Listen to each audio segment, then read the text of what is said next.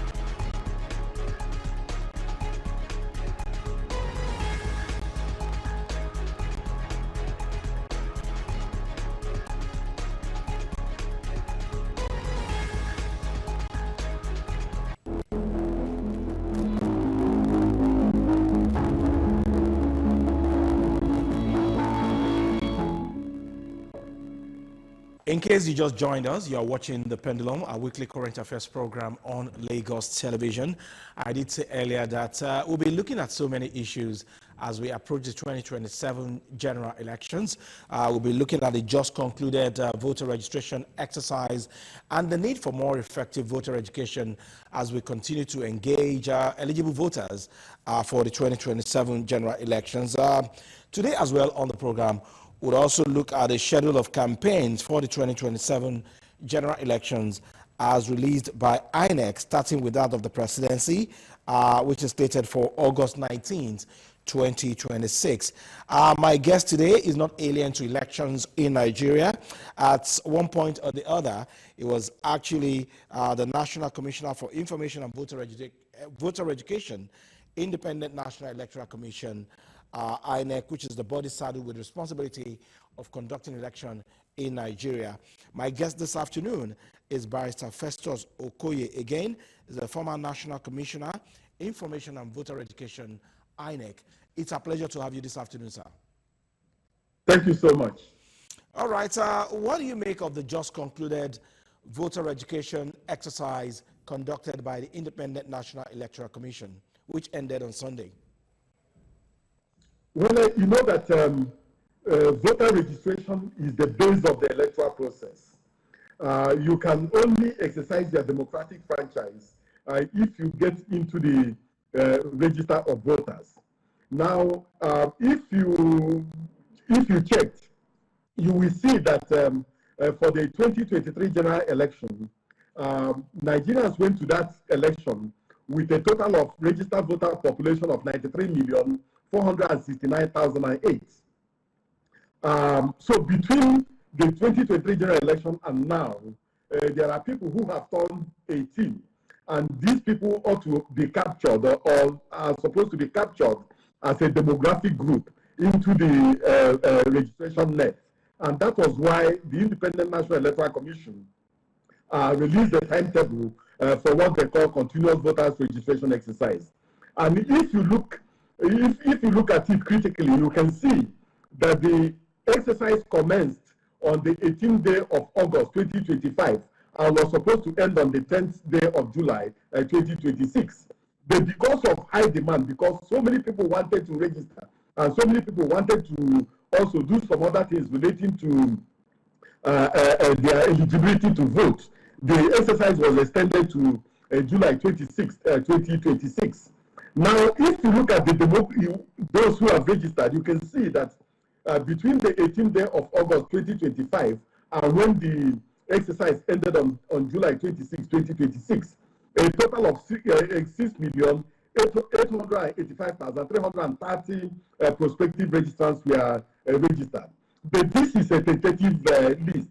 When the Commission does what we call deduplication, there is a possibility that the biometric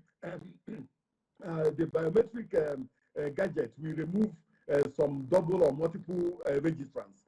But you know what is interesting and what is important in this just concluded voter registration exercise is that it confirms the demography of registered voters in Nigeria. Okay. For instance, if you look at the registration of voters for the 2023 general election, you can see that youths who are between the ages of 18 and 34 constitute 39.65% of all those who registered during that particular period. Now, for this present exercise, youths who are between 18 and 34 constitute over 2 million of those who registered to vote.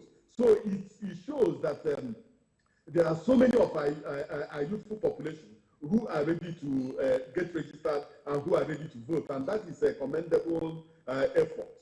Mm.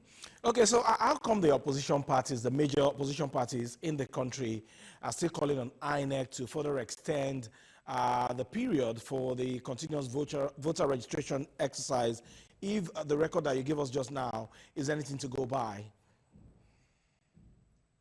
Well, you see, when it comes to voters registration, we have to be very, very careful with the timelines relating to voters registration.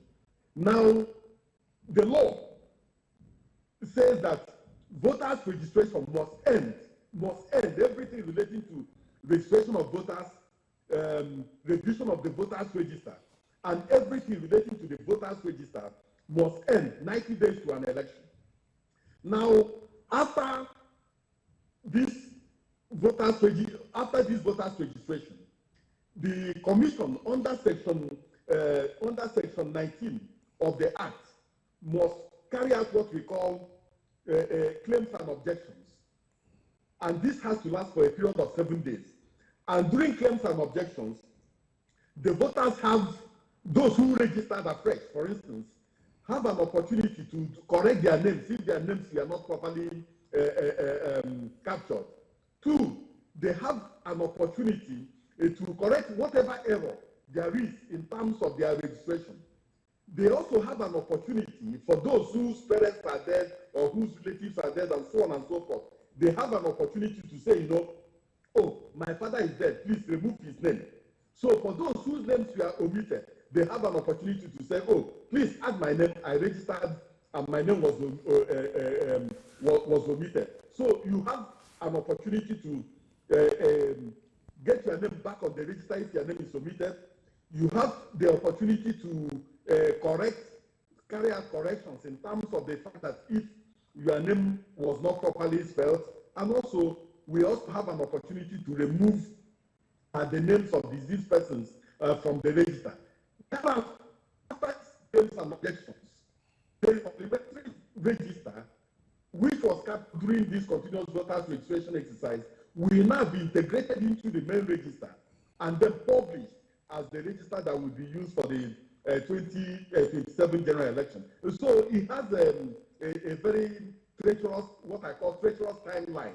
And unless you comply with these timelines, you may just run out of gear and run out of the legal period that the law gives you to carry out voters registration, carry out revision, and also carry out other things relating to the registration of voters.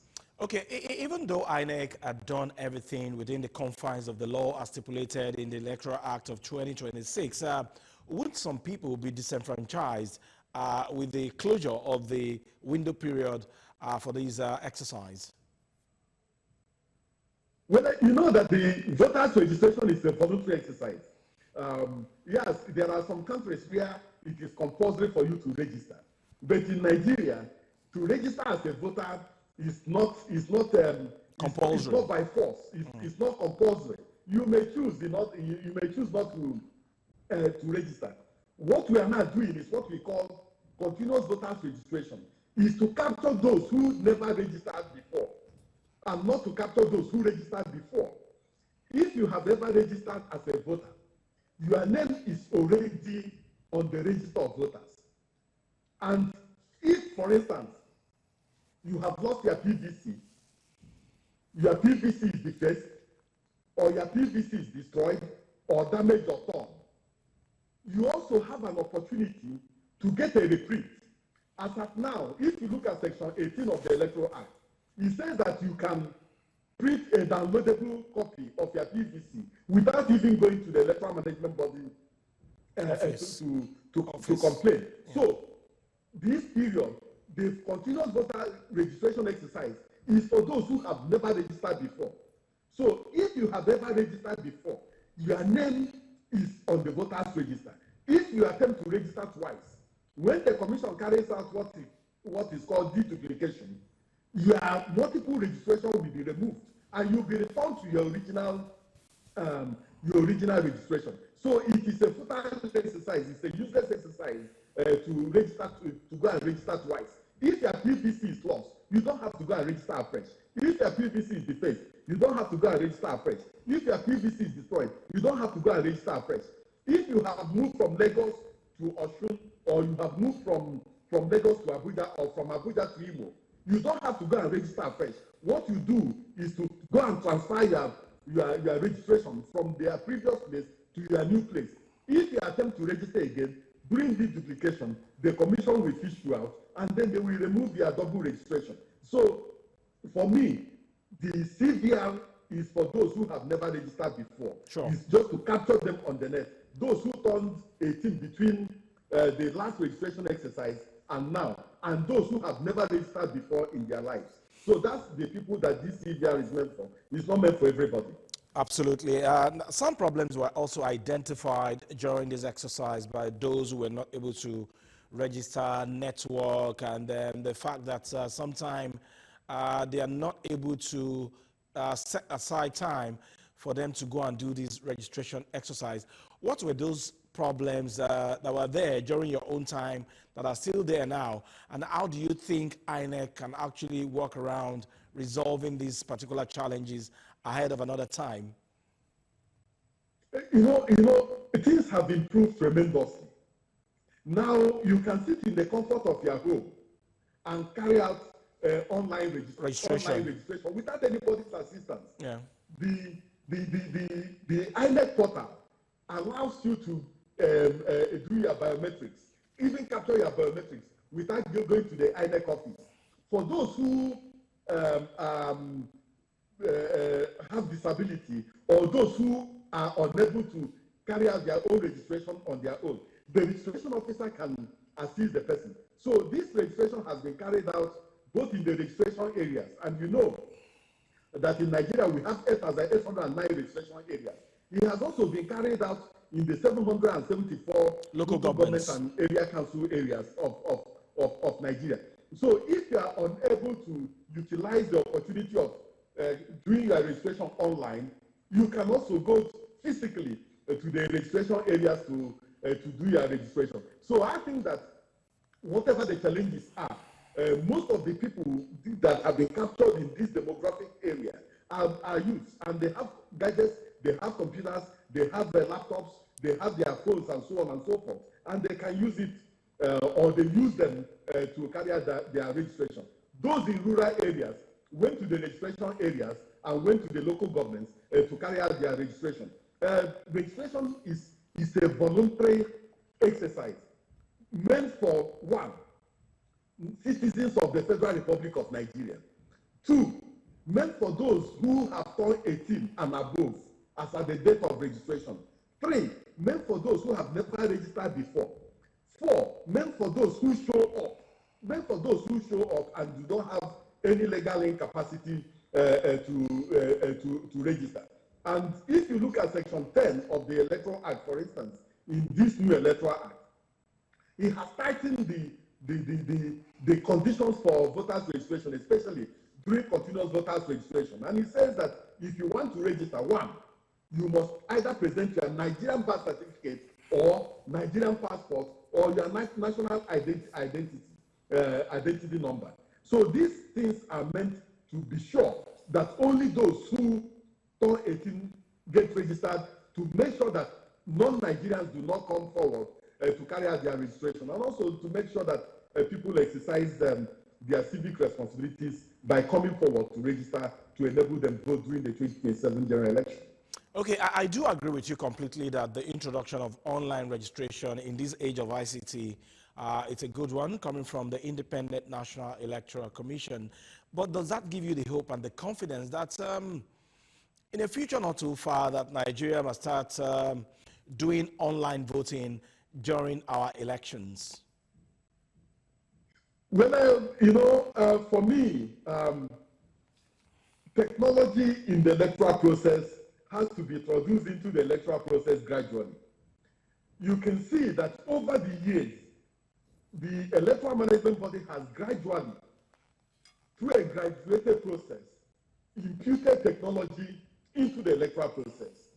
If you remember, there was a time that Nigeria or Nigerians were using the direct data capture machines for voters registration, and then we went to the DDCM. Then from there, we graduated to INEC voter enrollment device for voter registration. Now we are doing complete online registration in which you can even capture your biometrics, because if you remember, before the 2023 general election, you can register online, and then you can go, you have to still go to the registration area or ward or to the local government to go and capture your biometrics. But now, INEC says you don't have to go to the local governments to capture your biometrics, that there's you can register online, and there will be a biometric validation of your registration, and that your registration, there will be an identity verification, and then a back-end integrity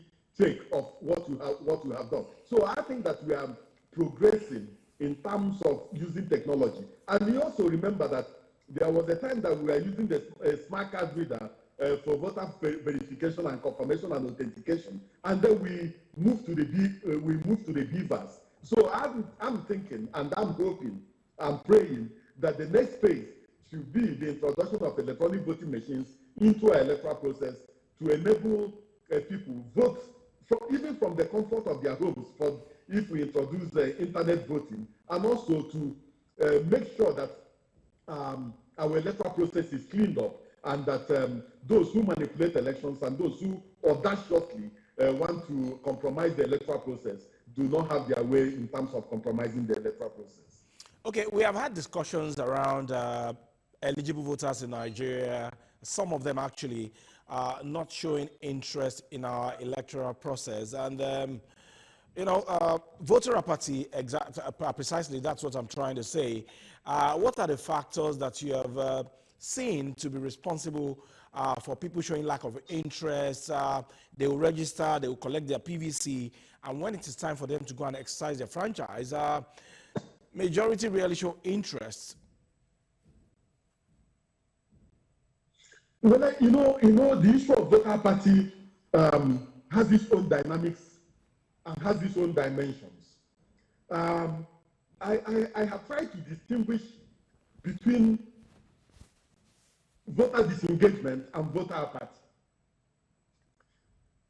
Some of our young people have completely and absolutely and fundamentally disengaged from the electoral process. Some of them believe that election does not work for them. Some of them believe that the political elite do not care about them. Some of them believe that democracy has not delivered. And so some of them are looking for unconstitutional governments and look towards some other West African countries that have unconstitutional and unelected governments as delivering rather than democracy delivering. So some of them have completely disengaged from the electoral process and are not interested in anything relating to the elections. Some of them register because they want the permanent voters card because they can use it for banking activities and also use it as a form of identification, not necessarily for voting. So these people believe that things are not working for them. They also believe that whatever they do, their votes will never count. The political elite will always manipulate things, and that those who are eligible, who are qualified, who can deliver the goods will never get the opportunity of being elected. So they disengage completely. Now, the whole issue about voter apathy, there are also some people who just do not just care about voting. You know, as far as I'm concerned, anybody who gets elected it really does not matter. There are also those who want to vote, but on election day, some sections of the political elite will make sure that the environment for election is toxic. They will deploy political talks, they will deploy violence, they will deploy all sorts of subterfuge to make sure that eligible voters do not even get to the polling units. In some cases, eligible voters get to the polling unit. Some of them come home with broken heads, with broken legs, and so on and so forth. And next time they will not go there. In some cases, people get to vote. And then political talks will cut away the ballot box, cut away the ballot papers, and sometimes the voting preferences of the voters are changed.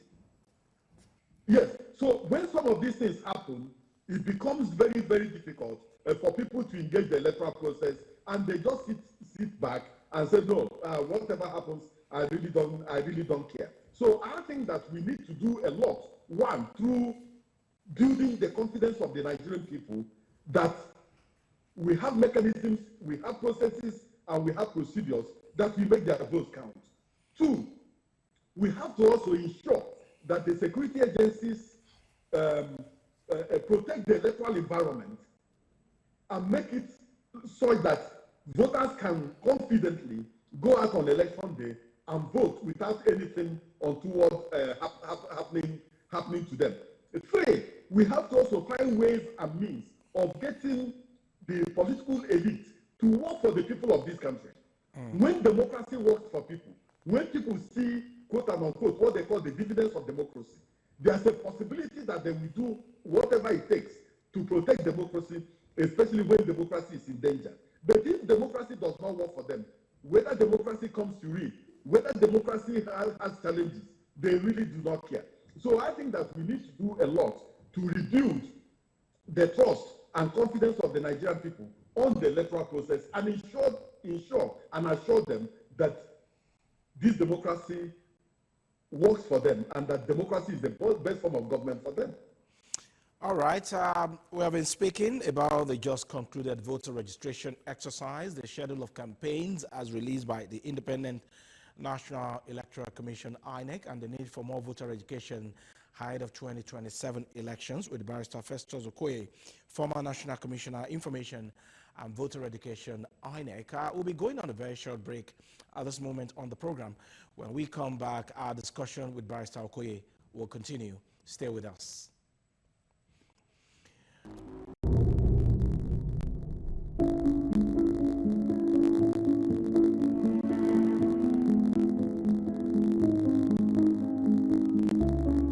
The Commission will not hesitate to enforce compliance with the law.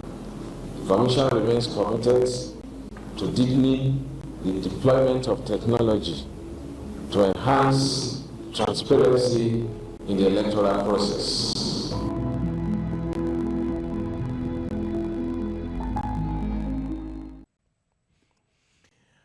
You are still watching The Pendulum, a weekly current affairs political program on Lagos television. And again, for those who are just joining us, our guest this week is Barrister Festus Okoye, former National Commissioner, Information and Voter Education, Independent National Electoral Commission. And he's been speaking to us so far on the just concluded voter education, continuous voter registration exercise conducted by INEC so far. Earlier, Barrister Okoye, you did say that most of our youth are not showing interest in elections and showing interest on those that will govern the affairs of their state, of their constituencies, of the country in the next 4 years. In terms of voter education, fortunately enough, you were the commissioner in charge of information and voter education at that time in INEC. Do you think we are doing enough to actually sensitize Nigerians on the need for them to value their vote, to know the worth of their vote, and for them to know that whatever decision they take now might be what will decide what will happen to them in the next 4 years? Well, exactly. I think that's the point. Staying away, refusing to vote will not solve any problem. I think what we should do is, one, since we have identified the demographic issues relating to the young voters, as I pointed out, during the 2023 general election, youth of between 18 and 34 constitute 39.65% of those who register.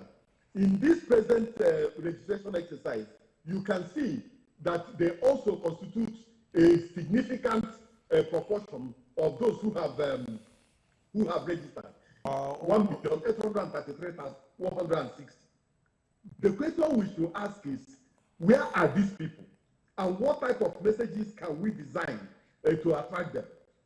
Most of these young people are on the social media.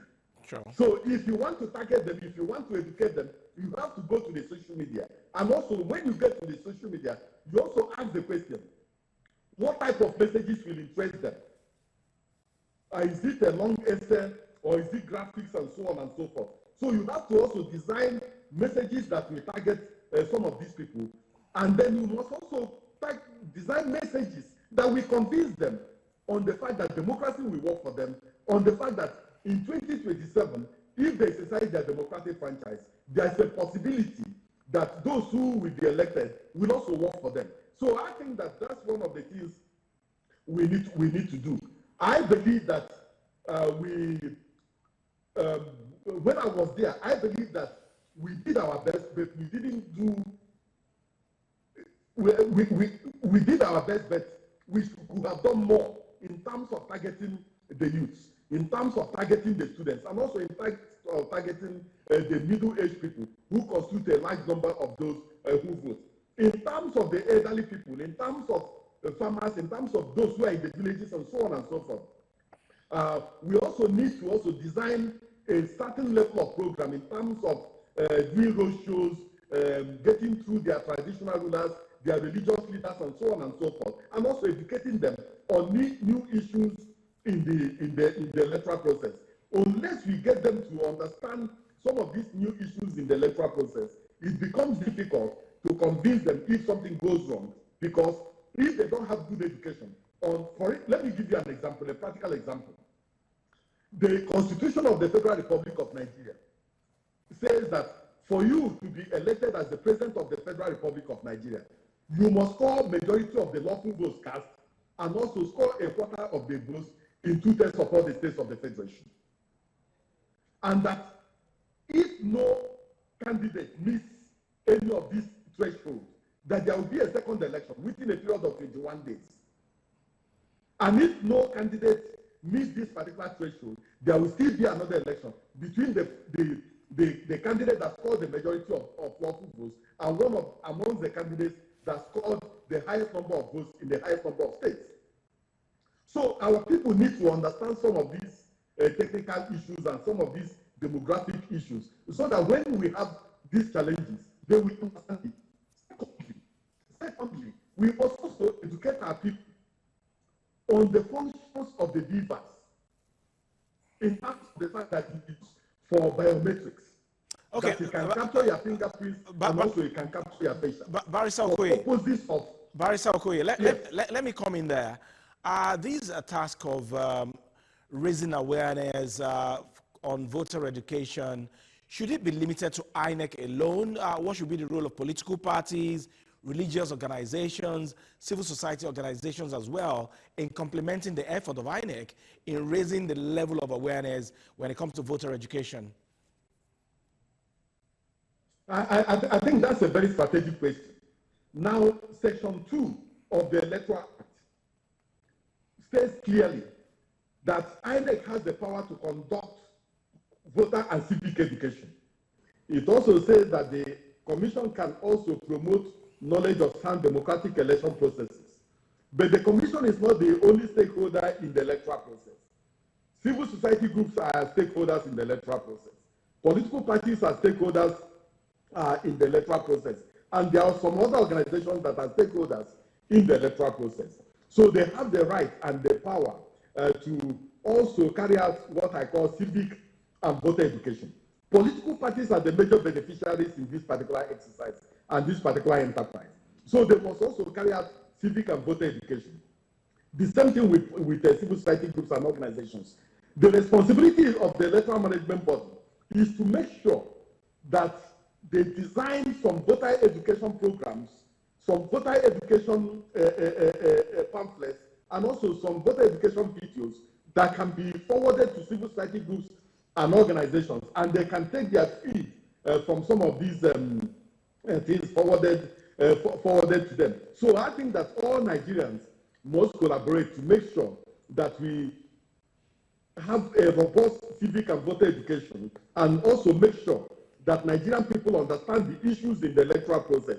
When people understand the issues in the electoral process, when people vote from a position of strength, when people vote from a position of knowledge, it makes the electoral process much more robust and also makes our democracy a family on the ground. So I think that civic and voter education by all the critical stakeholders is a sine qua non to a good election. All right, sir. Just in 2 minutes before we let you go, I have before me the campaign timetable for the 2027 general elections, starting with that of the presidential and national assembly elections, slated for August 19, 2026, followed by that of governorship and state houses of assembly.